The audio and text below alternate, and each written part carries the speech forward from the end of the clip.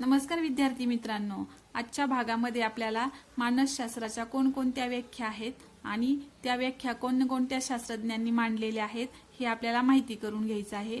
कारण टीईटी परीक्षेमध्ये या व्याख्यांवरती प्रश्न विचारले गेलेले आहेत.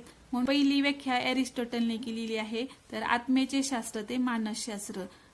एरिस्टॉटलने आत्मेचे शास्त्र ते मानसशास्त्र अशी मानसशास्त्राची व्याख्या केलेली आहे. एरिस्टॉटलने डीएनिमा हा ग्रंथ लिहिलेला आहे. डीएनिमा हा ग्रंथ एरिस्टॉटलचा आहे.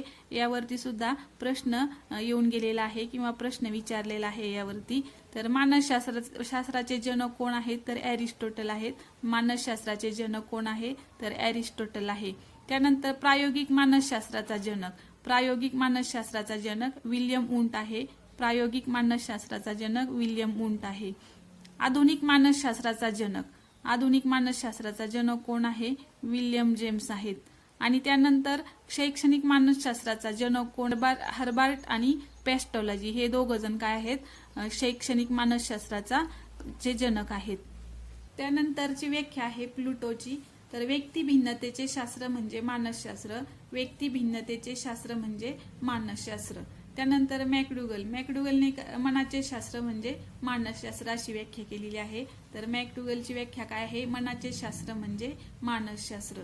त्यानंतर विल्यम वुंटने बोधावस्थेचे शास्त्र म्हणजे मानसशास्त्र अशी व्याख्या केलेली आहे. त्यानंतर सिग्मंड फ्राइड यांनी अबोध अवस्थेचे शास्त्र म्हणजे मानसशास्त्र.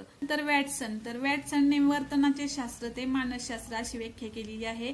वॅटसनची व्याख्या आहे वर्तनाचे शास्त्र ते मानसशास्त्र. त्यानंतर मन या शास्त्रज्ञांनी अनुभव व वर्तनाचा अभ्यास म्हणजे मानसशास्त्र. किंग्स आणि मॉर्गन यांनी मांडलेली व्याख्या आहे मानव व मानवेतर प्राण्यांचा अभ्यास म्हणजे मानसशास्त्र. तर यानंतर आपण शैक्षणिक मानसशास्त्राच्या काही व्याख्या बघणार आहोत. तर पहिली व्याख्या आहे अध्ययन अध्यापनाचे शास्त्र म्हणजे शैक्षणिक मानसशास्त्र. शैक्षणिक मानसशास्त्र ही व्याख्या स्किनरने केलेली आहे. त्यानंतर अध्ययन अध्यापनाशी संबंधित असलेली मानसशास्त्राची शाखा कोणती आहे, तर उपयोजित शाखा आहे. यावरतीही टीईटी परीक्षेमध्ये प्रश्न येऊन गेलेला आहे. त्यानंतर प्राप्त मानसशास्त्रीय तत्वांचा उपयोग करून शैक्षणिक क्षेत्रातील समस्याचा उलगडा करणे म्हणजेच शैक्षणिक मानसशास्त्र. प्राप्त मानसशास्त्रीय तत्वांचा उपयोग करून शैक्षणिक क्षेत्रातील समस्यांचा उलगडा करणे म्हणजे शैक्षणिक मानसशास्त्र. ही व्याख्या